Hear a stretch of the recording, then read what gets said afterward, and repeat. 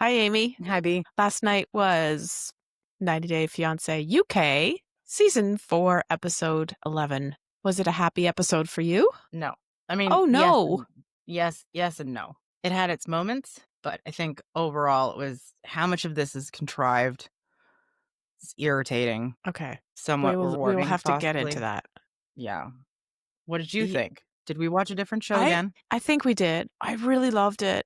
I was so happy with almost every single couple, even if the situation that they were encountering was a negative one, it made me happy to watch it. Okay. Okay. Well, that's a Hmm. positive spin on things. Okay. Maybe I just need to Yeah. adjust my attitude. Well, as you adjust, let me remind everybody of the 1 and 2. One, 1, two. rate, review, and follow us wherever you listen to the podcast. 2, watch our podcast on YouTube at 90 Day Fiancé, honestly. And now we may begin, Cat move. starting with there is a cat full on in the camera. I can barely see you. That's I a am bit not a better. Thank cat. Are you sure? At this point, I don't know. Sometimes I would like to be a cat. Me too. Let's start with Zena and Ebrahim. The answer to the question, will you marry me, is yes. But then And she that's a follows the big, yes with, like, so many different concerns. "Oh, yeah, I said yes, but I'm concerned about this, this, this, and this." I'm like, "Then why did you even say yes?" I don't know. I don't know why she said yes. Was screaming at her to say no, Zena, no. She wasn't listening to me though. But I did enjoy the fact that she starts delving into these difficult issues like where do you want to live? What's next? And of course, the first words out of his mouth are, I want to marry in the UK and I want to live in the UK. Of course he does. Who knew? Did anybody see that coming? You know, when she said yes, I kind of, like, cackled a bit, and I was like, "Well, this is gonna blow up." So, Yep. hmm.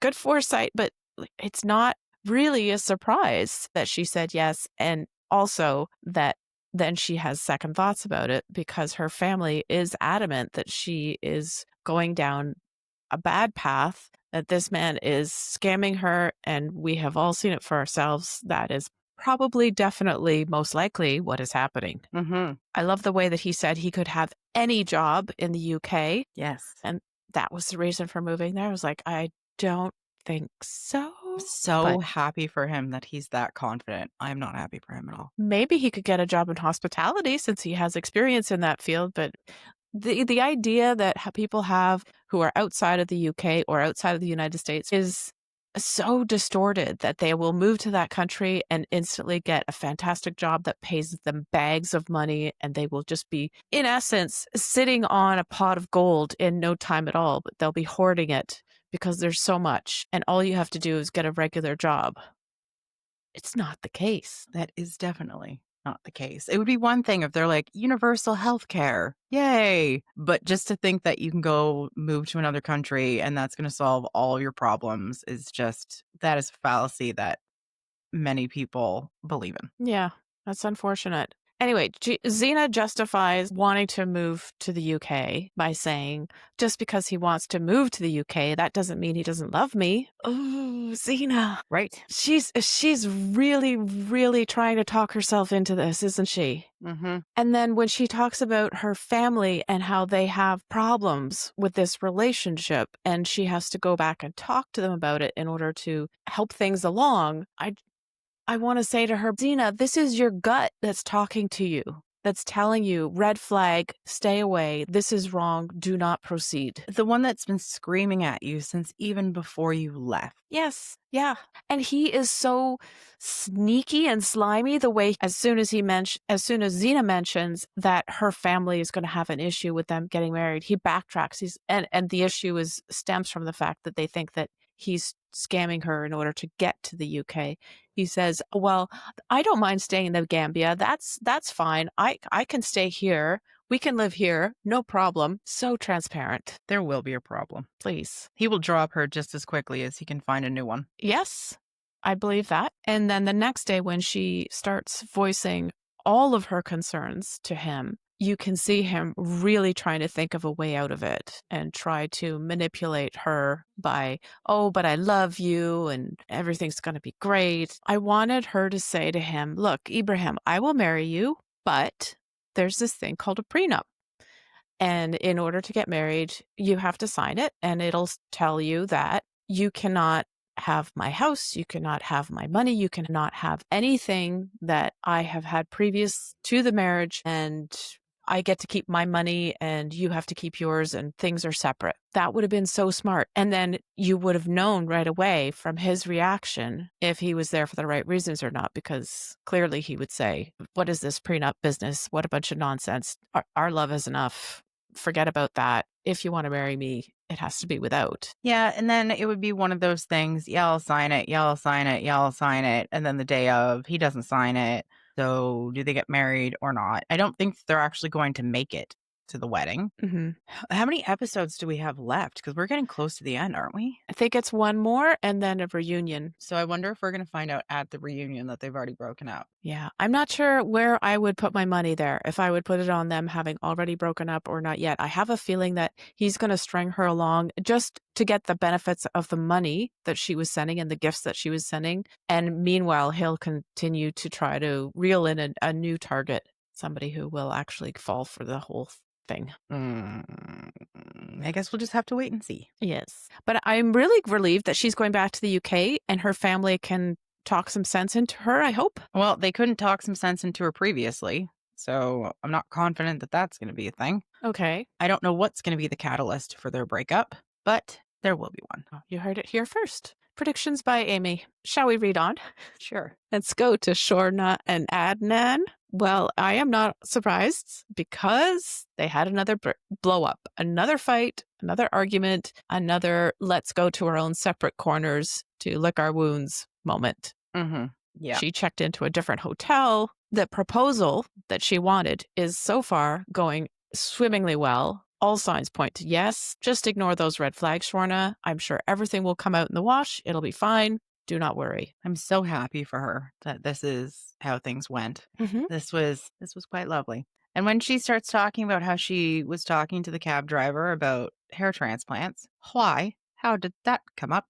And then instead of getting the number for the doctor who does said hair transplants, she gets the cabbie's phone number. I can see why you might be suspicious of that. I think she mentioned that there had been somebody that they saw who had obviously just had a hair transplant, and that's how they got onto that subject. So that seemed legit to me. Yes, about the phone number, I get that. But what if he didn't know the doctor's phone number or it was too difficult for him to write down the name? I don't know. I don't care at this point. Okay. Yep. Fair enough. Mm-hmm. Well, I just wanted to remark upon the fact that before we get to the scene where Adnan and Shorna reunite, I found that their communication was wonderful. I didn't see that there were really any issues at all with the 20-year age gap between them, the fact that he's 25 and he has the emotional capacity of a teenager. Mm-hmm. And she expects him to be as advanced as she is, although I'm not really sure that she is all that mature in her own way. She's not. And I absolutely adored the text messages that they were exchanging, especially the one where he said, "Don't call me anymore." I thought that was very grown up and mature. So much more mature than the behavior that she has exhibited. So They're both pathetic. yeah, he gets a little bit of leeway because he's 25 and he's Mhm. dealing with a narcissistic, manipulative 40-something-year-old. Yes. I found the projection in this episode was laughable, Yes. borderline painful, but I was too busy laughing for it to be that big of a deal. But again, I don't know what's up with her, but like her eyes have been so swollen, like not just when she goes to meet him, but even in those little interviews. Yeah. I'm not sure what's up with her. Anyway. She must be praying by candlelight or just staying up really, really late reading the Book of Mormon. And so this causes her to get bags in the morning. Well, maybe with the candle smoke in her eyes. Yes. Yeah. Yes, of course. Of course. Well, in this episode, we saw a wonderful example of the sunken cost fallacy yet again. Shorna laments the fact that she can't leave him because they've had 2 years together. And so this would be silly to throw all that away after so much time.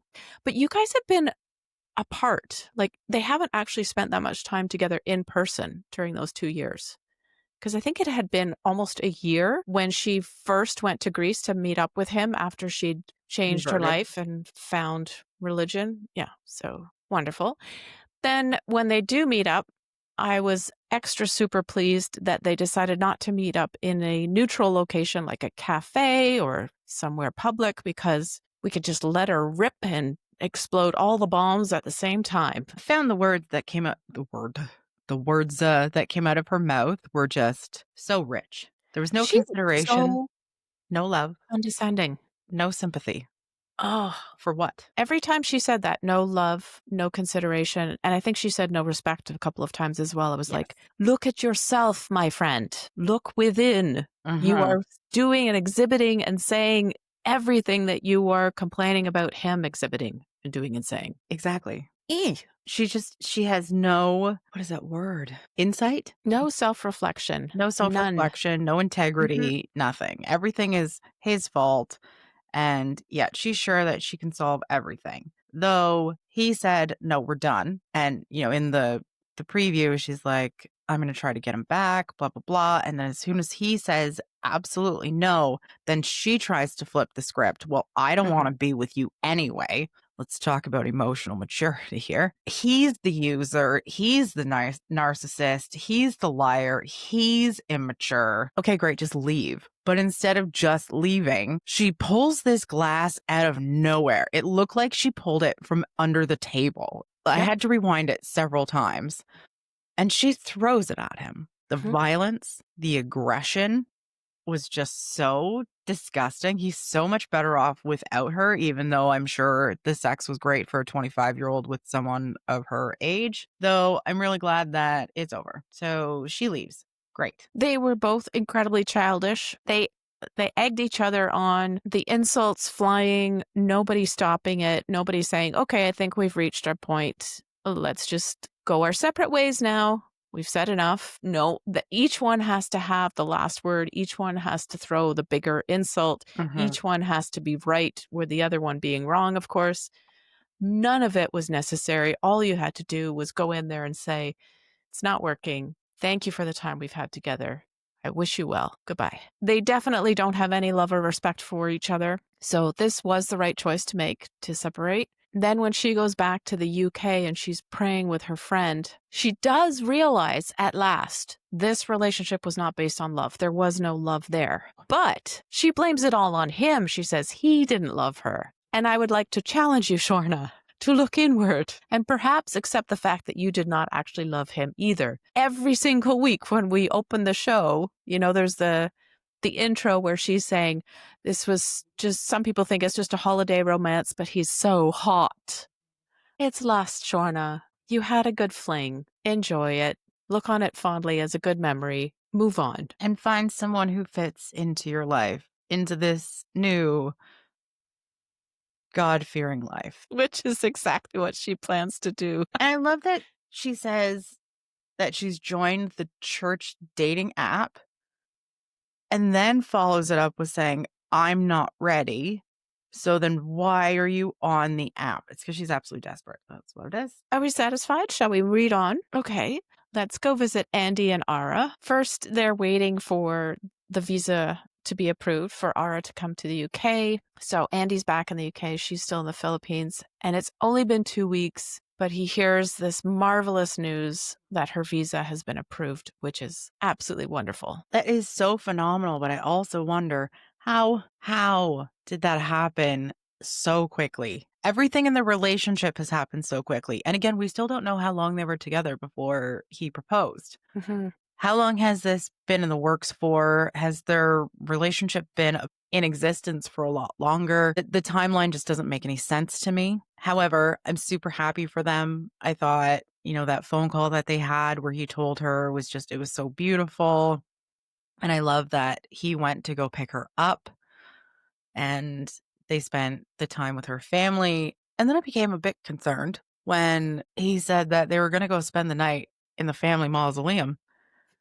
Like, well, that's a bit macabre. Is that the right word? Yes. Yeah. Okay. Yeah. So that was strange. I can completely understand and appreciate his apprehension, though I also appreciate the way that he's embracing her culture, Mhm. and her family obviously loved it. But then when they get there, it's like this 2-floor condo. looking thing. Like, I thought it was actually quite beautiful. And with everyone around with like tents and cooking food, which looked incredible. Love that. It's a celebration of those who have passed. And it's not one of those like morose, sad events. This was more of a family barbecue with those who couldn't be there physically. Yes. I'm just going to go back in time a little bit because I wanted to mention when Andy called Arrah to give her the good news, her excitement I found was so contagious. Mhm. And what she said to him was incredibly heartwarming. She said, I am so ready to be with you. And I wanted to bring that up because I feel like there are these absolutely true moments with Ara and Andy when you can really sense the love that they've built together, even if it has only been a short time. And I really, really enjoy that about their relationship, that they look at one another and you can feel the love. And the words that they say to one another are so sweet and loving, caring, Genuine. generous, gen- genuine for sure. The fact that he went there, like you mentioned, to bring her back rather than just sending her a plane ticket. Beautiful gesture. Kindness, thoughtfulness, consideration, making sure that her family's still okay with her leaving Mhm. and helping her to make that transition because it would be incredibly difficult, I think, for her to do that. First time flying, first time leaving the country, and first time ever leaving her family behind by herself. At least she's got Andy to hold her hand through it. So, again, their relationship is just absolutely gorgeous. I love watching them together. I love seeing how they've developed this beautiful bond through the season, even though they haven't been there since the very beginning. It's magical, and I don't wanna say goodbye to them yet. I agree. I love the way that they look at each other, the way that they speak to and about each other, the Mhm. way that he made sure that, she was comfortable with him going to pick her up and spending time with her family and doing this one big celebration. I thought it's so beautiful. It's very reminiscent of Sheila and David, though obviously very different relationships and people. It was just one of the most pure and lovable couples that we've had on the show in a really long time. And I'm so glad that we got to see everything that they've had to go through with his disabilities and, worrying about healthcare and the real aspects of his disability. What does this look like? Stark difference to Brian, am I right? Um Oh, yes.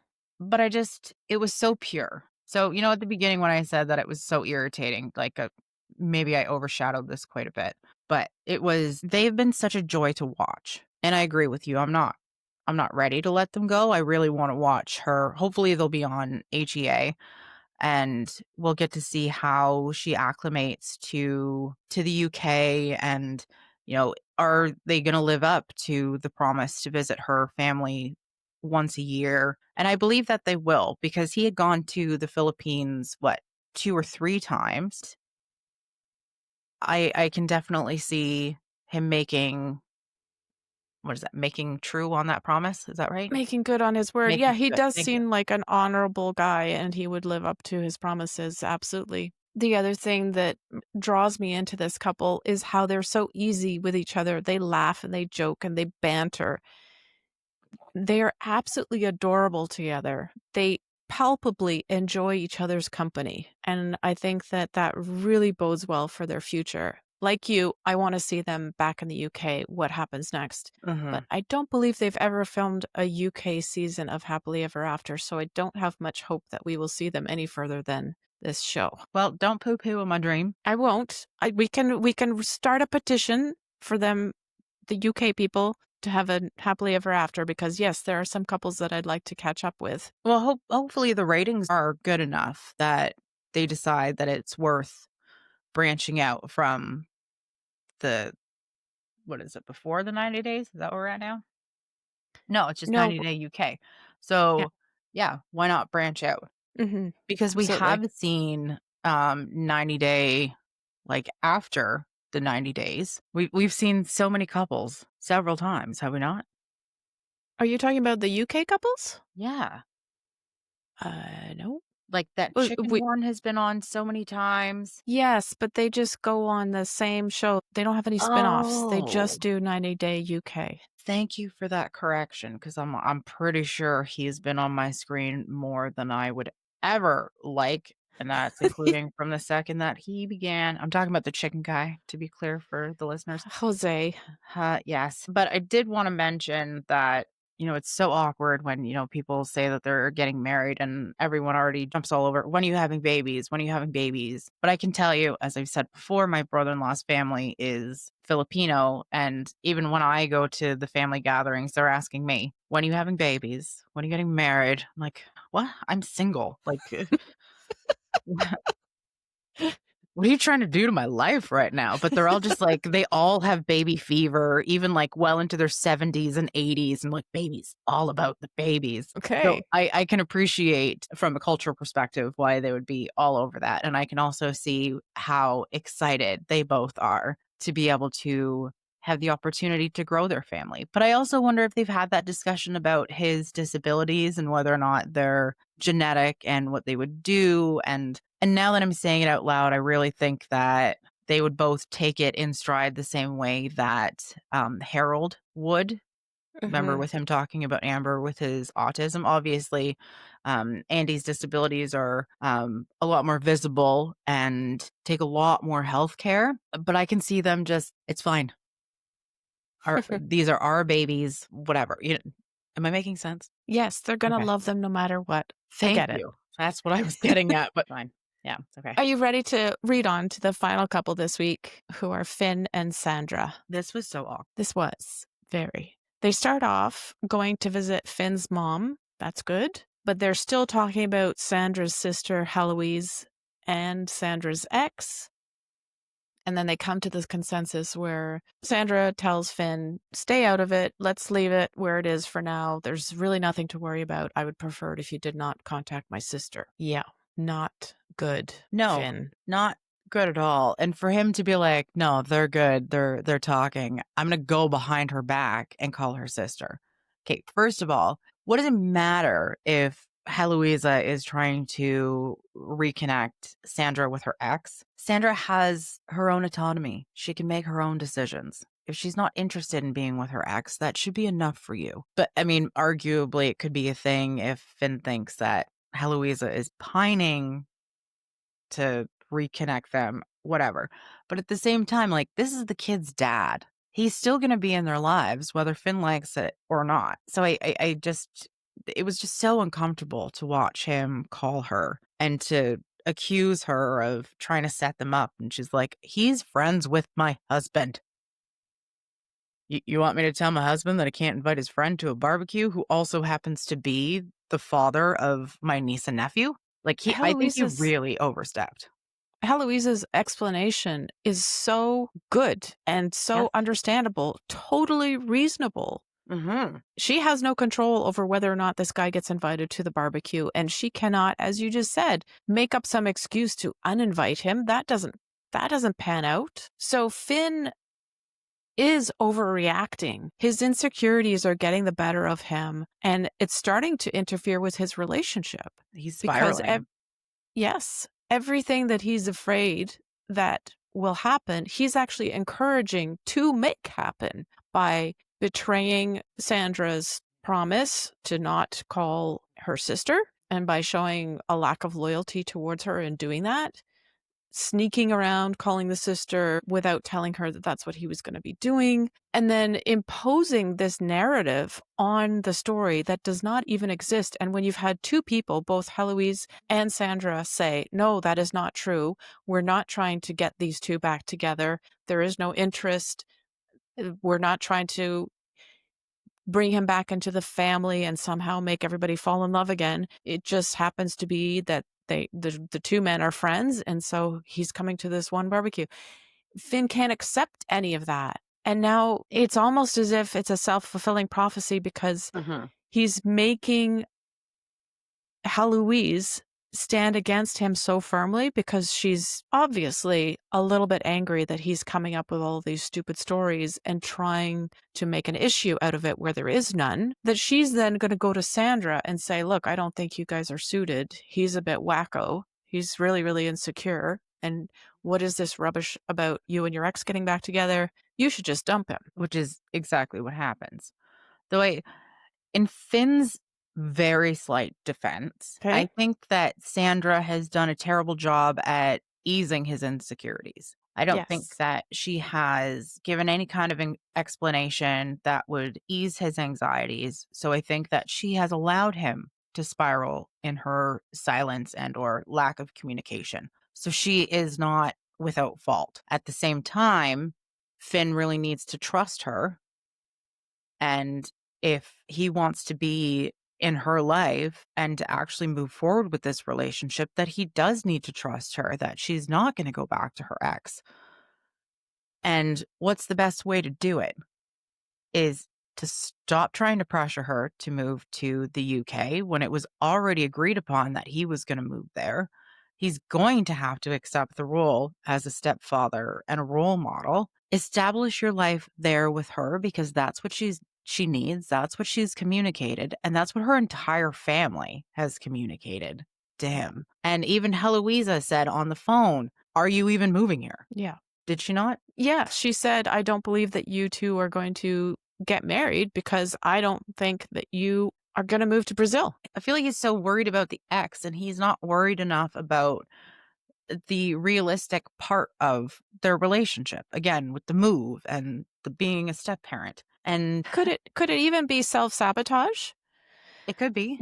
that he doesn't want to move to Brazil somewhere deep down inside of him, and so he's coming up with this cockamamie story about the ex trying to get back together and the family conspiring against him in order to make a situation where he doesn't have to move to Brazil because either Sandra is going to break up with him and there's no point being to moving to Brazil, or she's going to feel so guilt-ridden that she has to move to England to be with him. It's a long shot, but it feels to me like there is some self-sabotage going on. He does seem very insecure. He's lacking a lot of confidence in their relationship. And again, I think that obviously most of this falls on him with his insecurities. However, she's not doing anything to help him with that. Yes. Yes, absolutely. And we've seen that over and over through the Mhm. season. It's not, I'm not interested in my ex. This is not a thing. I want to be with you. There's a reason why I'm here with you in the UK.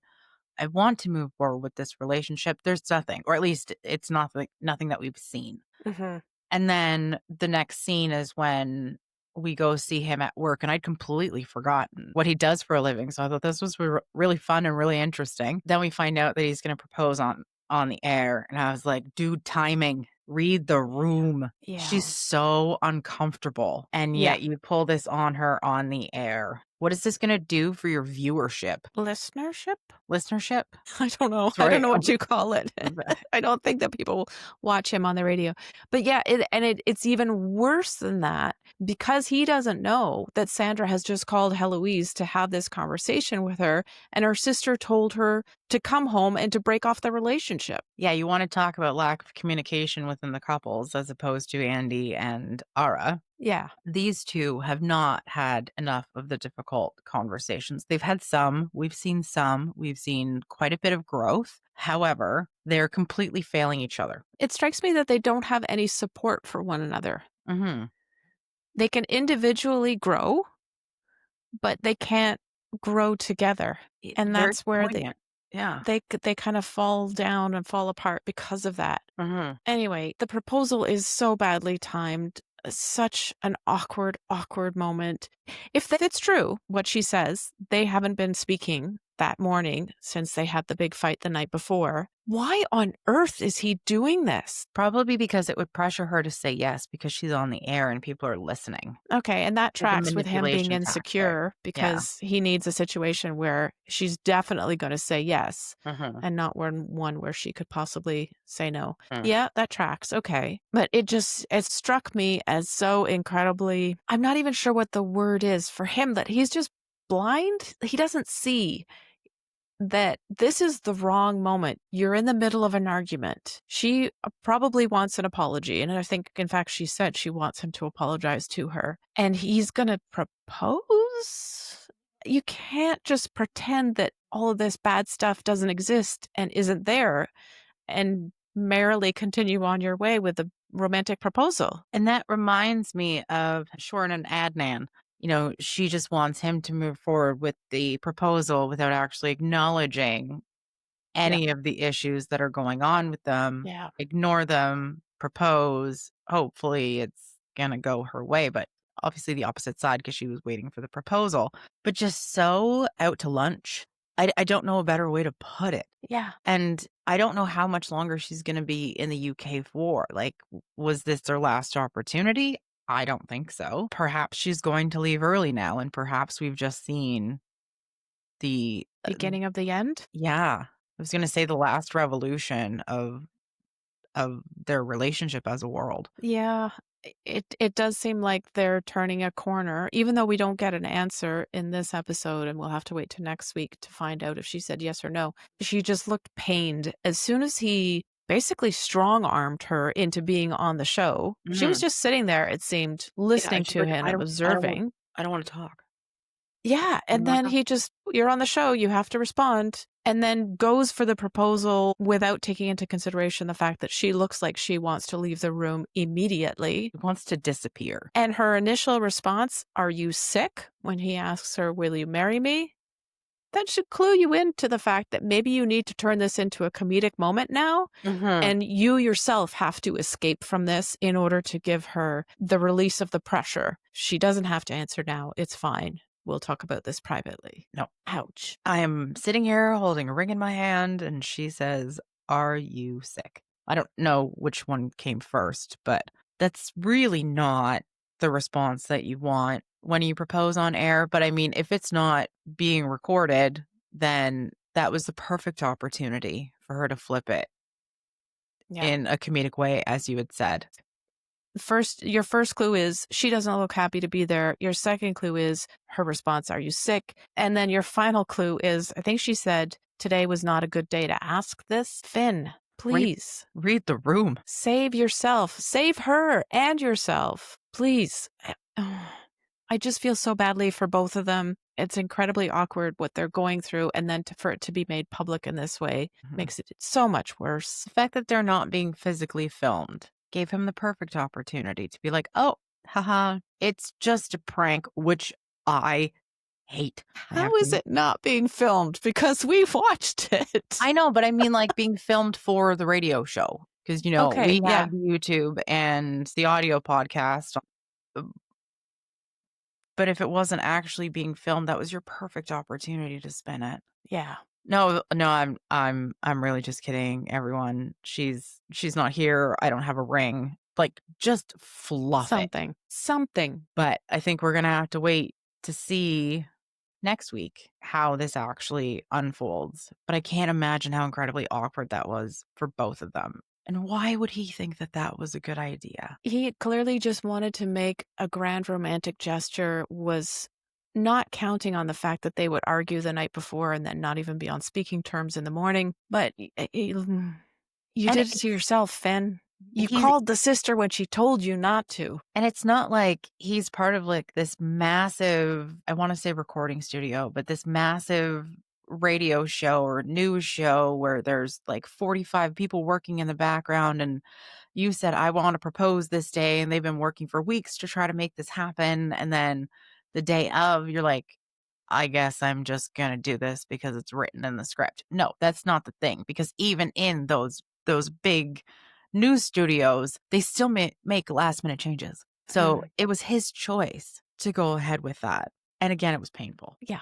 Well, that's all that I have for this week. Is there anything else you'd like to add? I don't think so. I just want to give another shout out to Andy and Ara for being so genuine and for being the stars This of this season? season, even Yeah. though the season's not done yet. But I really look forward to seeing what's happening. Shorna and Adnan, peace out. Sandra and Finn, I'm sorry, but you're done. And Zena and Ibrahim, Zena, please get to therapy. You were such a breath of fresh air at the beginning. We found out more about you. We still love you, though, uh, get your shit together. Well I think said. I think that's my summary right there. Perfect. Thank you. Before we go, if you're enjoying the 90 Day Fiancé Honestly podcast, please subscribe to or give our show a follow. If you have an additional moment, please rate us and help other 90 Day fans to find our show. Thanks for listening. Thanks, everyone. See you next week.